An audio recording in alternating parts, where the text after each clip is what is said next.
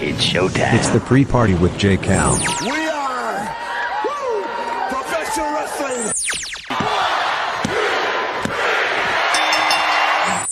I'm building an alliance. You are tuned into The absolute top of the mountain, the ultimate professional wrestling. Alliance-wrestling.com. What is up, everybody? Do I look off to you guys? It looks a little off to me on the camera. Oh well, not a whole lot I can do about it. Hey, this is the pre-party, a presentation of Alliance-wrestling.com, your number one source for news and information for the National Wrestling Alliance and the United Wrestling Network. Today is the day. Today is the start of a new day, right? Because today we have POWERRR Surge. POWERRR Surge, the new offering from the National Wrestling Alliance on Fight TV. Again, if you're not subscribed to Fight, you're missing out. They're not putting full shows on YouTube anymore. If you're not subscribed to Fight, you're missing out on all the great, all the good, all of the wrestling that the NWA is offering. That's not fair. That's not fair. The NWA has been putting out some pretty good content. There's just a few things that I haven't particularly loved. And that's okay. I don't have to love everything. And neither do you. And that's the great thing about being a fan, is we can offer discourse. We can discuss. We can talk about what we love and what we don't love when it comes to the National Wrestling Alliance. This lighting is messing with me, man. I don't think I look all that great. Maybe it's because I'm not wearing a hat. I don't know. But this is, again, it's a Tuesday. It's Power Surge Tuesday. This is the first time that the NWA is going to have a show that's not this Power Surge. I'm sorry, I got lost in my thought there. Power Surge is something that had been in talks, but never actually had been, what's what I'm looking for? It hasn't ever been presented. We know that the Power Surge was in talks as they were promoting the show, as they were promoting NWA Power in the first 2 seasons. We know that we were going to get a couple of different spin-offs of what the NWA was doing. Of course, we saw episodes of Circle Squared, and we saw the Superpower, which was like their, I guess we call it like a Clash of the Titans.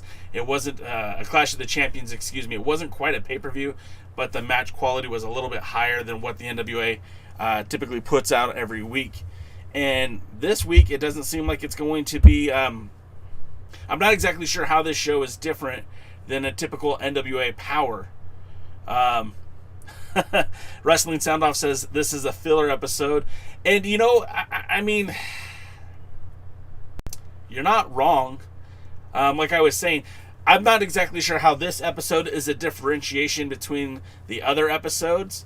Now, we know that a bunch of content was filmed the 2 or 3 days following the pay-per-view.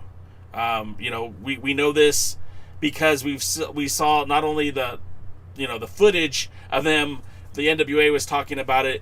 Their post show was talking about it. Hell, the post show for the NWA, This Is Pro Wrestling, those guys were in attendance. So I mean, they've seen all this material already, and all this stuff has been taped. So we're seeing stuff that's a couple of weeks removed, and that's one of the scary things about taping all of your content at once. It's that you don't have the ability to react. Now, some people, like, the only complaint they have is that the NWA. That Velvet Sky, that our microphone's too low. Some people are wondering the continuity with storylines, and then there's people like me who just think that there's some issues with the booking. All in all, I think the NWA, you know, it's certainly a production, a cost in producing the show by taping everything at once. The only problem with that is there's a lot of drawbacks, and when something falls flat or something doesn't work, there's no real chance to edit that out. You're kind of stuck with it from what you've already taped. You know, there's a lot of people who aren't thrilled with the Austin Idol and Tyrus. I think the NWA is going to stick with it anyway, but if they weren't, it's not exactly like they can edit those parts out. It's already been done. Furthermore, so what this show actually is going to mean, what it actually is, I really don't know. I mean, we know that it's going to feature some interviews. We know that it's going to feature some wrestling. But again, I don't know how it's distinctly different, you know. So with that being said, let's take some of your comments. I see everyone's in the house. We got a full house already, and I'm excited that you guys are here. Wrestling Sound Off is here. Welcome, guys. I don't think you've been on this live show with us before, so thank you for checking us out. I also see that Terry McDermott's here. Oh, Dave Montaro is now following us on Facebook. Thanks for the follow, David. Thanks for the follow, David. Lamb's in the house. Dave Scooby's in the house. Terry McDermott's in the house, and he wants them to do a Joseph Hudson documentary.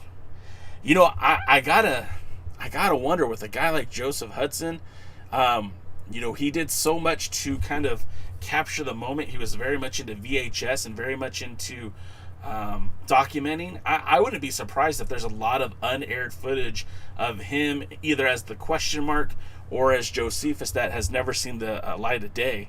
I'm not sure though.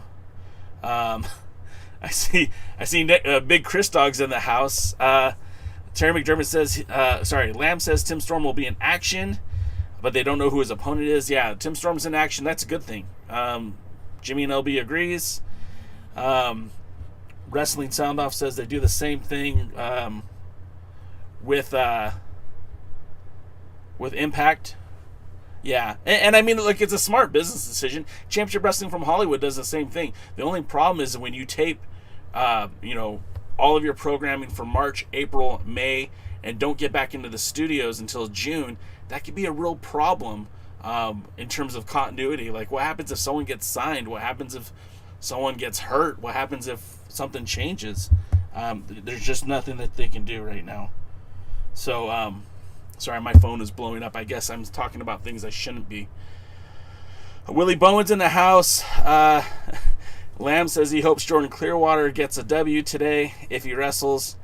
Lamb mentions that Impact is on another level than the NWA. And Wrestling Sound Off, well, thanks for joining us when you can. I appreciate it. Nick Aldis gets... See, I get a bad rap as this Nick Aldis hater, which, I'll wear it if you guys want me to. I don't really hate the guy. I just think that there's more that can be done with that character, and there's more that can be done with the 10 pounds of gold. Nick Aldis is a very complete wrestler. I don't think there's anybody who's got a better promo than Nick in the business. I don't think he's going to win any Meltzer awards, but I also think he is a very good wrestler. I think he can have great matches with a lot of opponents. I just don't feel like the NWA has genuinely placed an opponent really worthy of that 10 pounds of gold since Cody Rhodes. What do you guys think? Willie says, how about a Gordon Soley tribute? I mean, you guys, the tributes and stuff, the NWA isn't really in the business of documenting history. I know that sounds crazy.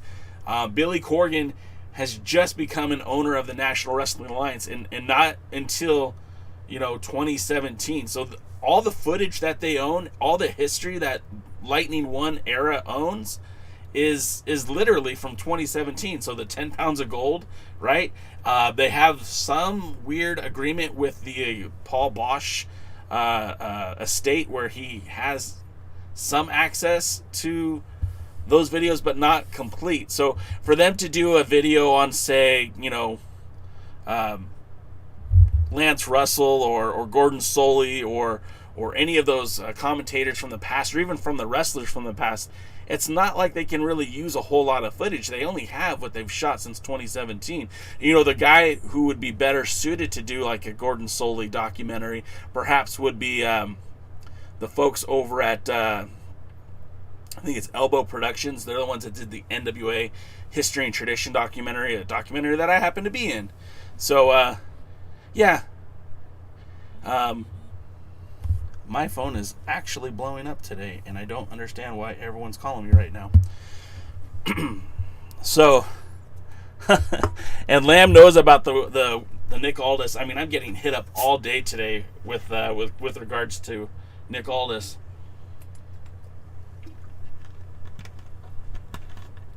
And I think Aldis is a very good wrestler. I think he's very talented. But again, like I said, he is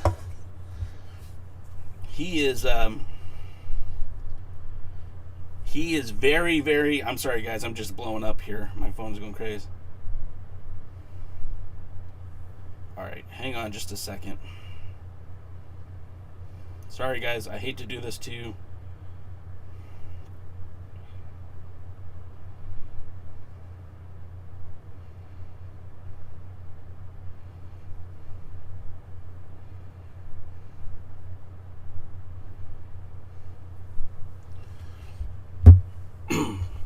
So again, I see the comments, let's move on from Aldis, and I'm okay with that, but my finishing thought on Aldis is he's not a bad guy. He's not the wrong guy. I just feel like there's opportunity, and that's what the NWA should be about. I mean, that's one of the selling points for the National Wrestling Alliance is the opportunity. I mean, look at what happened with the opportunity. You gave Eddie Kingston a microphone. Eddie Kingston didn't go on a winning streak in the NWA. He demonstrated his skills and was able to get a better gig. So did Ricky Starks. And the fact of the matter is there's a lot of talent from the NWA who went on to do bigger and better things. Tasha Steelz got signed. Willie Mack got signed. Colt Cabana got signed. There's a lot of talent that left the NWA, not on bad terms, but on an opportunity to do better.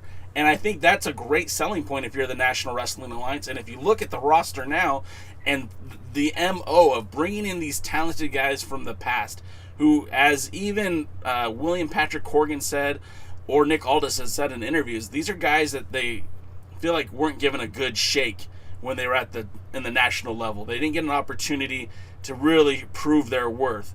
And I think for that, it takes time.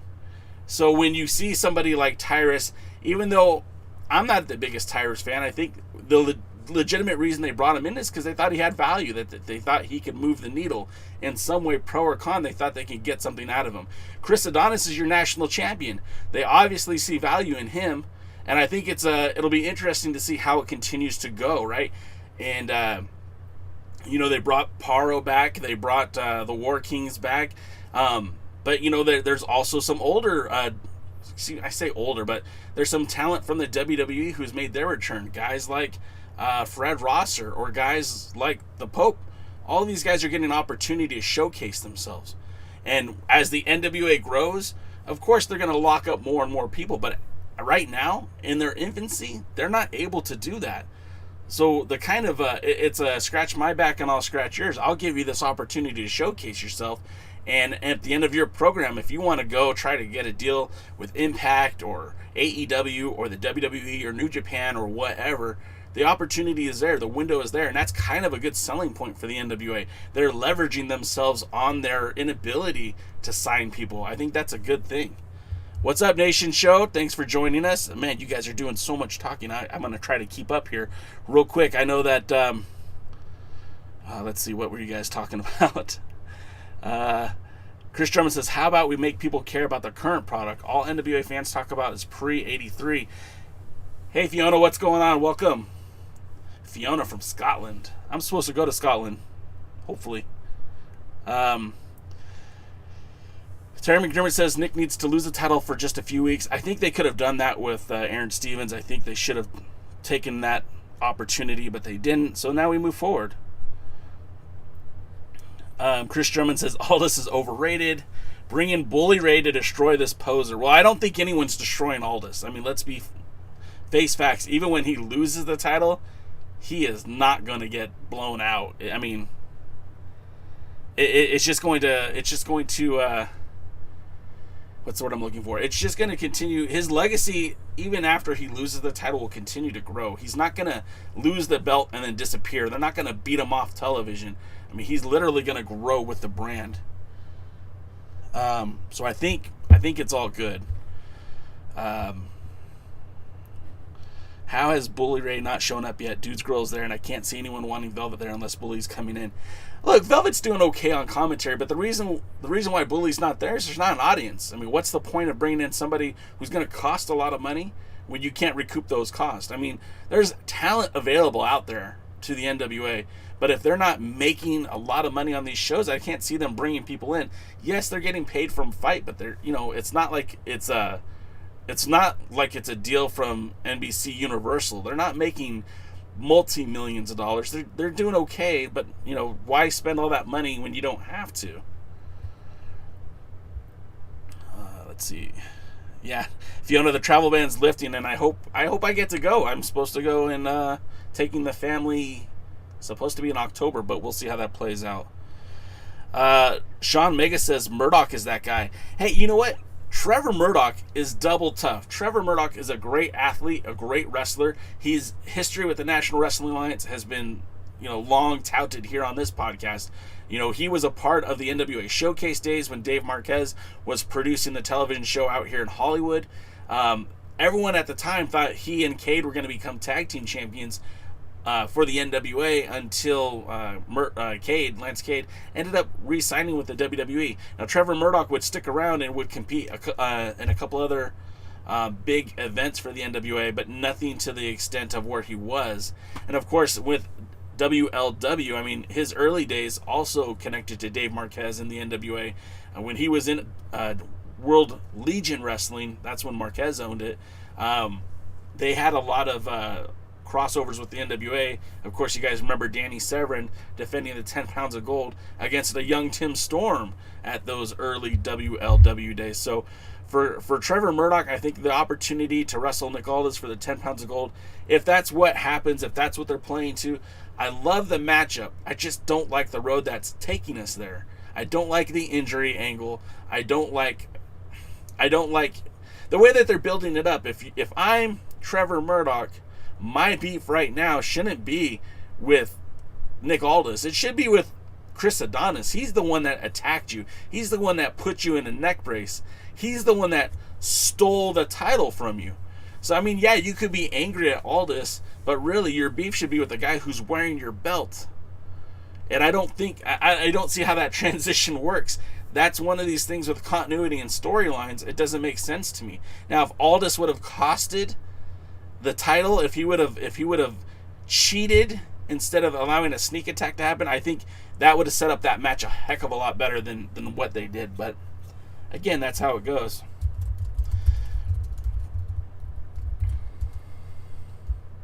Really quick, sorry guys.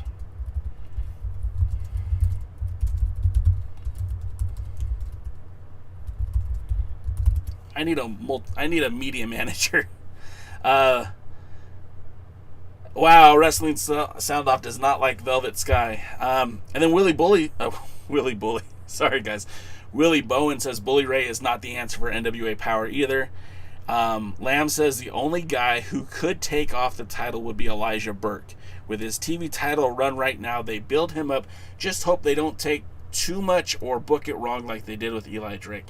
Again, I think now that's a well-calculated storyline. I think if they continue to build this way, the right way, like a matchup between, I almost said Eli Drake, the Pope, and Nick Aldis makes all the sense in the world. These two can sell a pay-per-view on promos alone.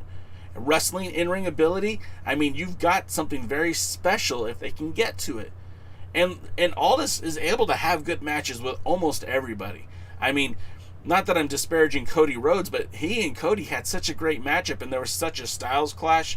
Cody's a little bit smaller, a little bit lighter, but the match still worked really well. And I think that with the Pope, it's almost the same story. A guy who's a little bit lighter, a guy who's a little bit smaller, but in the end, you could have a really fun, interesting match. And that's what I'm looking for. That's what the NWA should be offering me as a fan, is unique matches that are going to get me excited. And of course, the two guys that can talk you into that match more than anybody in wrestling right now, and I mean wrestling, I don't mean the NWA, I mean wrestling, is the Pope. The guy is money on the microphone. Tell me there's anybody who can cut a better promo than the Pope right now. And the only person who's probably close is your boy Nick Aldis with the 10 pounds of gold. And I don't necessarily need to see the TV champion face the world's champion. I don't need to have Pope go through 7 stages to get to Aldis. I just want that to be a match, and I want that to be a pay-per-view match, because I want to put $19.99 to see the Pope challenge Aldis. And win, lose, or draw, the fans are going to be the ones who win if they build it correctly and pay it off correctly. And that doesn't necessarily mean Aldis loses, and that doesn't necessarily mean Pope wins. It just means give us an interesting storyline. Make it compelling. And the only compelling reason these two need to be in the ring together is because Pope wants what Nick Aldis has. Pope wants to be the world's heavyweight champion. He wants the bigger paydays. He wants the TV interviews. He wants the camera time. He wants to showcase who he is. And that's the biggest reason you need at all to be in the ring and to challenge Nick Aldis. Now, with that being said, Aldis needs to keep that title for the exact same reason. Because he just bought the big house. Because he has the ties, because he wants to be world's champion, because he doesn't think anyone's better than him. So this story it writes itself, regardless if they use the TV title as a vehicle to get there or if they just happen to walk into each other backstage. The bottom line is that's the match that needs to happen for the NWA, and that'll be the first time that the National Wrestling Alliance would have properly built up an opponent for Nick Aldis since this whole damn thing started. Because James Storm wasn't the guy, and the way they built that up was crap. Marty Scurll wasn't the guy, and the way they were building that up was also convoluted. they haven't built up a good challenge for Aldis since Cody Rhodes. There, I said it. Willie Bowen says Rob Conway or Matt Riviera should be on the NWA Power roster. Neither one of those guys are going to show up, Willie. Matt Riviera is retired, and Rob Conway had an opportunity to take a paid booking with the NWA, and he no-showed them. It's not going to happen. I like Rob Conway. He was a great champion. In retrospect, what he did with New Japan Pro Wrestling was phenomenal. Being able to go to Japan, defend the 10 pounds of gold, and showcase that title. But unfortunately, the decisions he made after that have negatively affected his ability to work with the current NWA. Now, stranger things have happened, and money talks. If there's a program that makes sense and Conway's down with it and the NWA's down with it, so be it. But, I don't see that happening anytime soon. Stan469 says, even at his age, former NWA World Heavyweight Champion Dan Severn could still legitimately out-wrestle more than 99% of professional wrestlers. Stan, I know you love Danny Severn, and I think he was a great professional wrestler, but I don't know that the NWA is willing to book him right now. I just don't see that happening. Willie Bowen says, Eli Drake versus Nick Aldis would have been a great match. 100%. 100%. I think Eli Drake was the only person before the Pope that could have rivaled the same intensity and the same formula as Nick Aldis. In some ways, Eli Drake was like the American version of Nick Aldis. A wrestler who was super capable of defeating Nick Aldis. He's a guy that I would love to have seen have that opportunity. And I think the NWA slow build was for that. But unfortunately, that's the drawback of independent wrestling. The NWA isn't a major player yet. They have time to grow. But I really feel like he could have had that 10 pounds of gold, could have been believable, could have had that money match, but they never pulled the trigger on it. And I don't know if they were waiting for post Crockett Cup 2020. I don't know if they were waiting for perhaps the 71st anniversary show. I'm not exactly sure what the plan was. As much as I like Eli Drake, as much as I like Aldis, that would have been a money match. It just never got to it. Chris Drummond says he feels like Aldis is ducking real competition. I mean, look, Aldis can only wrestle the guys they put in front of him, right? You can't blame Aldis for not wrestling Austin Aries or Davey Boy Smith Jr. because the NWA isn't booking these guys. And believe me, I don't want Austin Aries in the NWA anyway. He's too small. He doesn't have a believable skill set against heavyweights, which is where they're going. And his promos aren't that good. He's not as great as he thinks he is. Davey Boy Smith Jr., on the other hand, now you're onto something. I think that would be a very interesting match. One that I think should headline pay-per-views, and not maybe a UK pay-per-view. Maybe something for Fiona to go check out. But apparently that's not going to happen anytime soon either. And then Cass, Chris, you're throwing out all these challenges. Cass, I mean, as far as I know, he's open to work anywhere, but none of these guys have been connected to the NWA in any way. And it's not that Aldis is not accepting challenges. It's just these matches aren't going to happen. These guys aren't connected to the NWA. I mean, you might as well put Jay Bradley because that's more likely to happen than Cass or Davey Boy Smith Jr. or Austin Aries. Now, with that being said, let me get my drink here. With that being said, now we're supposed to have Tim Storm back in action tonight. Tim Storm is this talent who is 56 years of age, but I'd rather watch Tim Storm tonight than Tyrus ever. And I think Tim Storm, his last match on Power was against Jax Dane, and that match tore the house down, quite literally. They battled all over the Georgia Public Broadcasting Studios. And I feel that Tim Storm has so much more left in the tank, that he's been really good in commentary. In fact, he compliments Joe Galley terrifically. But man, why has it been 4 weeks of television before we got Tim Storm back in the ring? Not only that, but Tim Storm, in a company that's lacking tag teams, I got one for you. Perfect. Tim Storm and Jordan Clearwater. The seasoned veteran, the former world champion, and the up-and-comer rookie, right? There you go. There you go. I just got 2 guys on camera that should be on camera. And I just helped the tag team division. You're welcome, Billy. Now, of course, that's probably not going to happen. But Tim Storm being in the ring, I think, is great. There is a national championship and a television championship. And if he can never challenge for the World's Heavyweight Championship again, then why not take this opportunity to have Tim Storm pivot and go after one of these other titles? Now, okay, maybe the TV title is convoluted because then you get into the whole conundrum. If he wins the TV title, goes the best of 7, then he can't actually challenge Aldis according to the rules. But he can win the national championship and still have that championship prize, the championship purse, and of course the claim of having both been a former World's Heavyweight Champion and now a current national champion. Colt Cabana did it. Why not Tim Storm?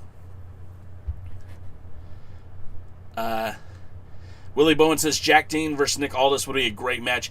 I definitely would like to see that match, but I also feel like that match needs time to be built up. Jack Dane is a killer.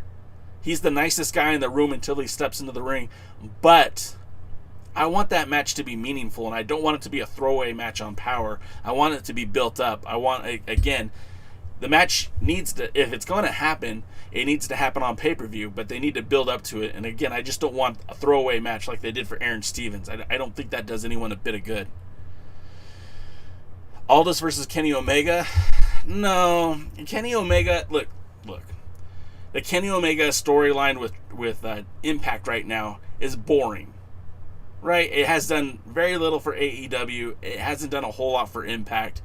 If Impact really sends Rich Swann to drop the title to Kenny Omega so that Kenny Omega can do this big universal, I have all the titles, like he'll never have the WWE Championship, Maybe New Japan might work that angle, but it's not going to impact the NWA. And again, I don't see in a world where that makes sense for a fledgling brand who's trying to find its own identity and working on its own to try to work with AEW in a way that takes their main prize, the top prize, the most over part of Power, and put it on AEW. It just doesn't make sense to me. Fiona, I knew you would like that Tim Storm comment. Willie says Tyrus is a bum. Terry says Tim Storm is good in any role they put him in. That's because he's a professional. I'm going to take a step back here, and again, I'm going to talk up Aldis a little bit. If Aldis had a condition where he couldn't be in the ring, whether it be storyline or like legitimate injury, Aldis would be money as your color guy. I mean, Aldis is great in so many different roles. I just think it'd be fun to see him do something different for a bit. Stan says Aldis has some great NWA title matches, including a great one against Sam Adonis on Warrior Wrestling card, Marty Scurll at Crockett Cup 2019, and James Storm in that 2 out of 3 falls match. I mean, I see what you're saying, Stan, and the point is I'm not trying to disparage Aldis or who he's faced. I'm just wanting to move forward. And again, I think the NWA has done a lot with Nick Aldis. He has benefited immensely from being NWA World's Heavyweight Champion, and the NWA has benefited immensely from Nick Aldis holding that 10 pounds of gold. But I think there's an opportunity for everyone to benefit from Aldis taking a back seat. I don't want him out of the title picture. I don't want him not to ever hold the title again. I just want to see opportunity for everyone and see the brand continue to grow. I was telling somebody earlier today that the brand exploded when Cody became World's Heavyweight Champion, and it was for a short time, but it propelled the promotion forward in such a way that why not give someone else that same opportunity? Fiona says, I don't think he's on tonight. I need to find a tweet, but he wasn't mentioned in tonight's show. Fiona, I saw it somewhere, and I think I posted it on the Discord channel, but I'm not sure. I did see it, though. Chris says, I'm sorry, it's bad that I want Tim Storm to go in for the tag titles to be a Grand Slam champion. Chris, there's nothing wrong with that. Tim Storm, look, man, as much praise as Nick Aldis gets, Tim Storm deserves that praise, too, because he kept the title relevant in obscurity. The National Wrestling Alliance was basically in obscurity when Tim Storm was world champion. Like, he had opportunity to make some serious cash by doing some dirty deeds, and he kept that belt clean and his image clean. He kept the National Wrestling Alliance clean, and for that he should be celebrated. Absolutely. Woodland Goblin, he says he can't find NWA Power on Fight TV at all for tonight. Woodland Goblin, look up Power Surge, because that's what you're going to see tonight. Sean Mega says Tim Storm is old, can't push him over younger guys. I mean, you know, not for nothing, but Nick Bockwinkel was like 49 when he won his, or 45 when he won his first AWA Heavyweight Championship, and Bockwinkel was a god in the ring. So I'm okay with seeing more and more Tim Storm in the ring, even at his age. I still think he can go, and I enjoy the heck out of him. Scooby says have Storm and Clearwater team for a while, then manage. See, this is why Scooby and I think share the same brain sometimes, because that would be a perfect storyline, right? Coach the kid up, make the kid a champ. I love it. Yes, Tim Storm is actually, yes, he's a former, I believe he was the national champion. I could be mistaken. Lamb answered Fiona. Willie Bone, Watts should be in the NWA Power roster. Yeah, hey, Willie, I love Watts just as much as you, I think. And I think he would be a welcomed addition. It just, again, time, effort, and energy. They've only showed 3 weeks of television, and we know that they've got a few months of programming in the can. I hope to see more of Watts down the road, but you know, we're still in the middle of a global pandemic, and maybe Watts has decided to abstain from wrestling until things are a little bit safer, or maybe the NWA just isn't interested. I don't know, but I agree with you. I love Watts. I would love to see him in the NWA. Sean says Austin Idol should be the color guy. I would take Austin Idol as your color if he could stop putting himself over and start putting the product over. That's my only beef with him. I think he's great at what he does. He generates heel heat, no doubt. But at some point, stop talking about yourself, start talking about the product. That's how you're going to get the product over. And he could do that terrifically if just he took that advice. Heebs is in the house. What's up, Heebs? Doty's in the house. Welcome, Doty. Wrestling Sound Off says, agreed. Aldis just needs to change himself up. No character is good as the same for years. Aldis is almost great the way he is. Almost great. I just think if given an opportunity, he stepped back a little bit and someone else had that belt, you'd get a different version of Nick Aldis. One that we haven't seen except for the few months back in 2017 when he was chasing Tim Storm, and for the month that he was chasing Cody Rhodes. That Nick Aldis is definitely entertaining. That Nick Aldis could certainly sell pay-per-views, and that Nick Aldis would help propel this brand forward. It's not a detriment to say, hey, he should lose the belt. I think it should be worn as a badge of honor. Hey, him losing the title could even help propel the company forward. It's not that I don't ever want to see Aldis in the title match again. It's just I want something different. I think you guys do too. And Aldis is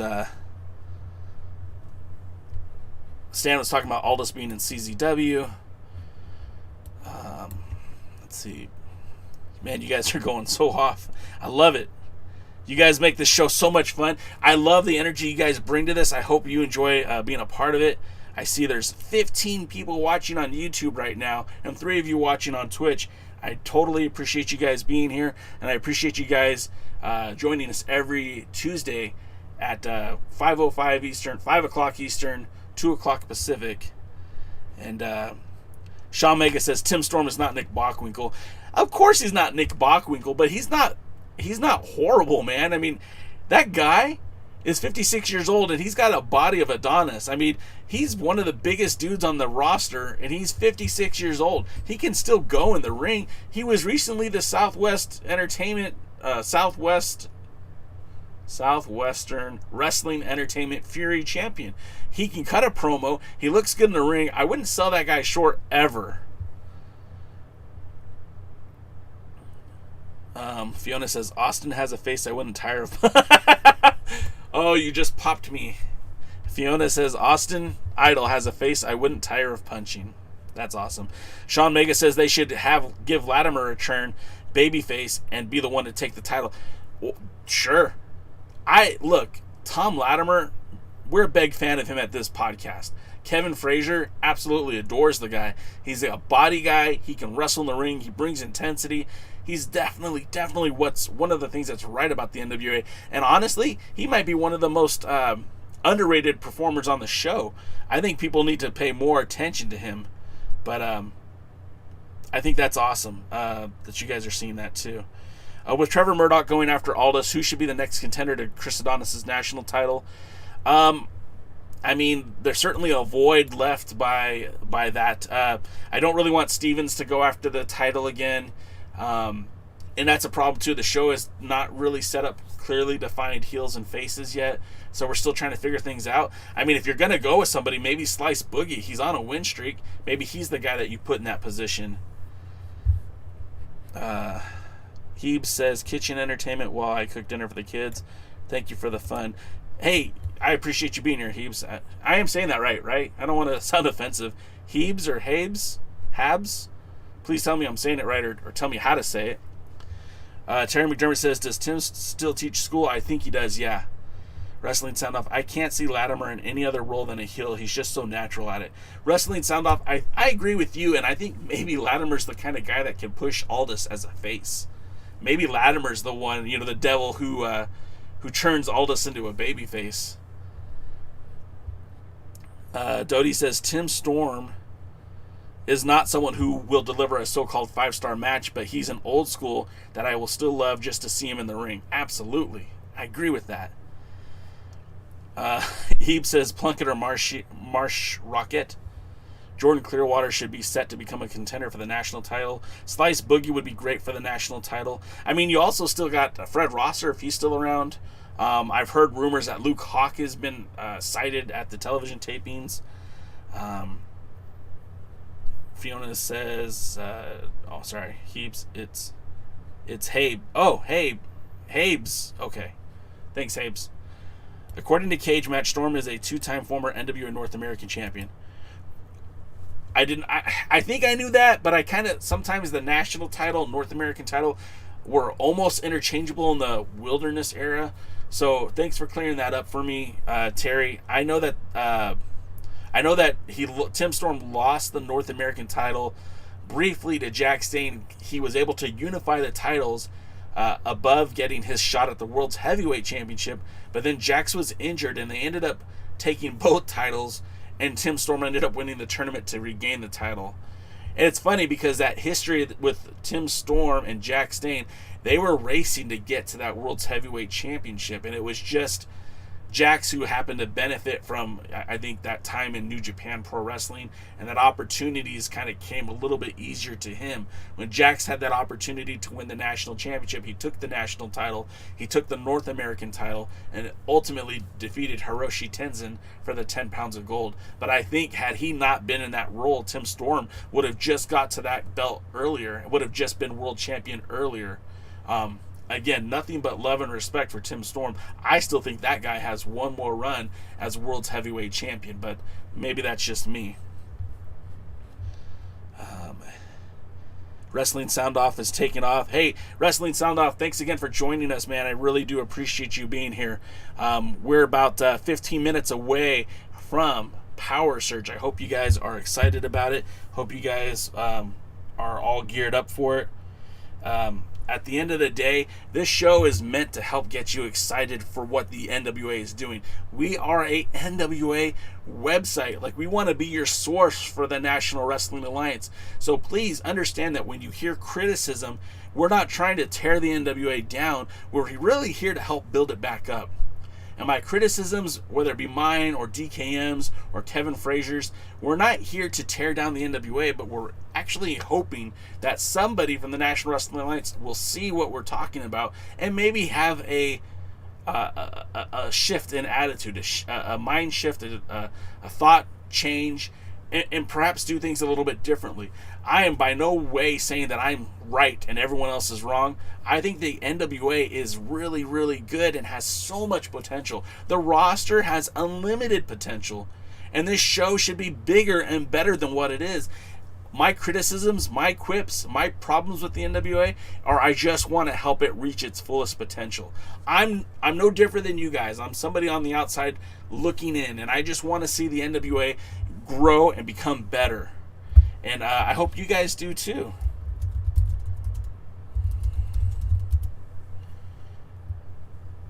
So let's say Jen Edison says Aldis is okay, but you were right about Cody being the last top level legit contender. Got to do something to move it forward, and it's not Murdoch's time, but it looks like he'll be the next contender.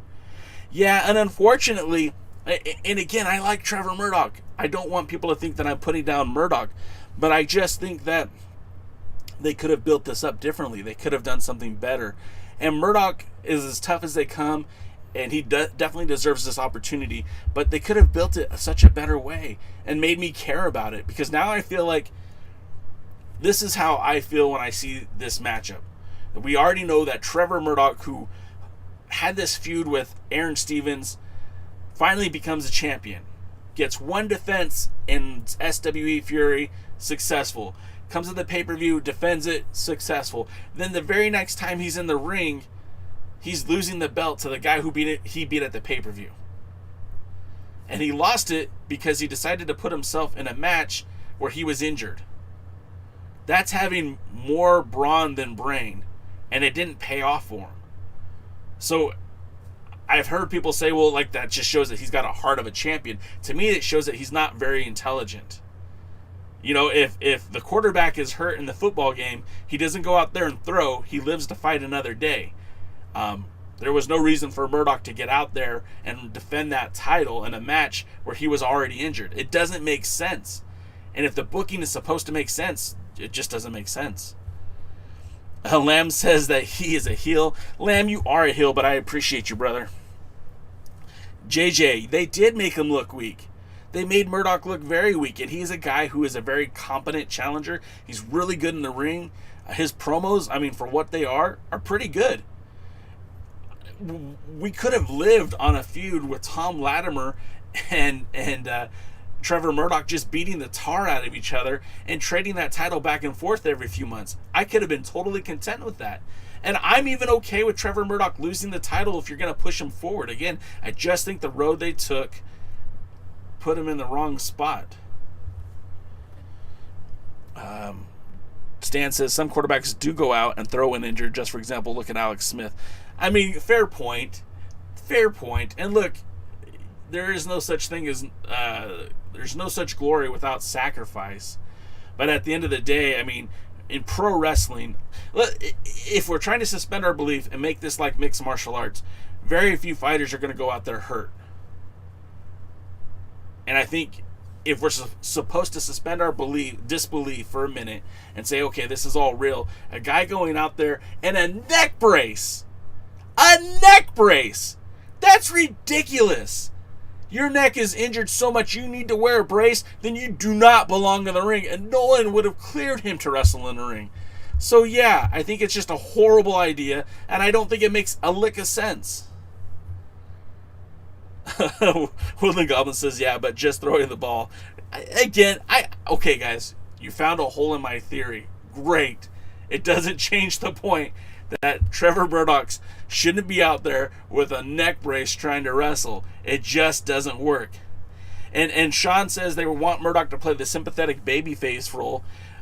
Sure, he can still do that. He could talk about how Aldis is taking food out of his kid's mouth by stealing that title away from him. They could have still done that. There are plenty of ways to do that. Didn't involve him wearing a neck brace.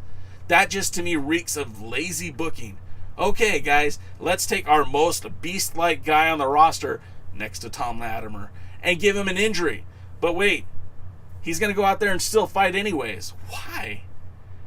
Why? He just defended the title on the pay-per-view. He was in no need to defend the title for 30 days. I mean, in that continuity, in that world, he doesn't have to defend that title until 30 days. Why not take every bit of those 30 days to heal up? Oh, because he wants revenge on Adonis? Just doesn't make sense, guys. Doesn't make sense.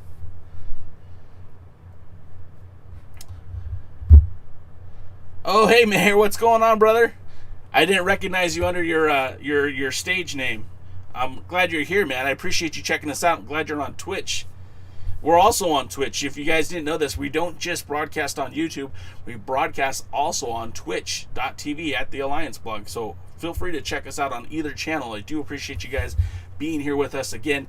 We're getting ready to wrap it up. There's 10 minutes until POWERRR Surge. And if you haven't subscribed already, go to Fight TV. Check it out. For $4.99, you get access to the new content that's coming, all of the previous Power episodes, as well as what's coming next. Plus, they've thrown in a few pay-per-views that you can check out, including Hard Times, the New Year's Eve, oh God, what was that pay-per-view called? It was the pop-up show. I'm sorry I don't remember the name. It always escapes me when I'm doing the podcast. As well as Into the Fire, the first NWA pay-per-view from the Georgia Public Broadcasting Studios. You could see the TV champion be crowned. You could see Thunder Rosa win the Women's World Championship on pay-per-view. And there's a lot of good, fun stuff on there. Of course, like the whole first run of the NWA Power was a lot of fun. And you definitely... New Year's Clash. Thank you, Scoob. And also, before we go, I also want to plug the merch. You can get a sweet shirt like this one, or a hat, or the other shirt, the showcase shirt, by visiting alliance-wrestling.com and heading to the merch section. We got a few more minutes, so we're still going to talk to you guys.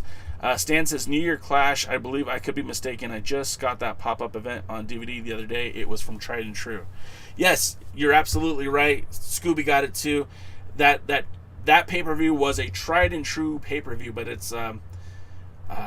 it was hosted by Tried and True. That was actually the first time we got to see the War Kings on an NWA pay-per-view. They'd also appear at the 70th anniversary show and then again at the Crockett Cup. But what are you guys most looking forward to tonight? I mean, is it Tim Storm back in the ring? Is it the return of Jordan Clearwater? What are you guys excited about?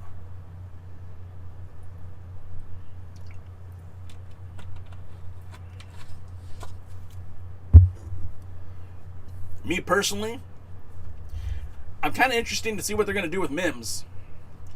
Mims is a guy who, he's been around since the first season of Power. And he might have even been a part of the 70th anniversary show. The Crockett Cup show. I don't know exactly what the plan is for Mims. But I think Mims, to see him grow as a human being, not as a wrestler, but, he took that time off from COVID-19 and started hitting that gym. And it's just, it's pretty cool to see his growth and his progression. And I'm excited to see what they're going to do with him. I mean, getting the victory over Crimson last week is kind of a big deal. Well, I'm kind of worried how they're going to play it out. But we'll see how that goes. I mean, he's in the ring with a former NWA Southern Heavyweight Champion in Jeremiah Plunkett. Don't let the silly looks fool you. That guy can wrestle. He's a former challenger to the NWA World's Heavyweight Championship. Won a match to face Satoshi Kojima when Kojima came to the Saw Arena back in Millersville, Tennessee. I think that's where it was. Terry says he's excited about Clearwater. Of course you are, Terry. I know you're like his biggest fan. And, I think there's still a lot of opportunity to do some good things with Jordan Clearwater in the NWA. I don't think he is, he's just a one and done kind of guy. Lem says he just hopes that this week will be better than next. I agree with you on that one. Fiona says she's just keen to see what the vibe will be like. Me too. I'm kind of curious. I mean, they said there's a sit down with Aldis. Aldis has been on every episode of Power since they returned, and I don't know if I love that or hate it. Terry McDermott says he's wondering about Princess Pigtail. I mean, he still needs to find a tag team partner. Jimmy in the LB says, personally excited about Tim Storm returning. I didn't get to see all the 10 Pounds of Gold episodes, but I saw enough. It made me a fan. Yeah, I'm a big Tim Storm guy. He was always really cool when I met him. I remember having a conversation with him at in Port Hueneme after he made his first title defense out there in California, and he was great. Dave Scooby says they want to see what they're going to do with the newer guys and how they will fit them in going forward. Yeah, I mean, that's the thing. There's like a lot of newer guys. Mims, Clearwater, Slice Boogie, to a lesser extent Crimson, Jack Stain, The End, Parrow and Odinson. I mean, there's a lot of new guys, so we'll see what they're going to do with that. Stan says Aldis is a superstar. Yeah, man, I mean, Aldis, again, I know I sound like I'm a big Aldis detractor, but he was great. He really is good. But he's not, I don't think it would hurt him to lose the title.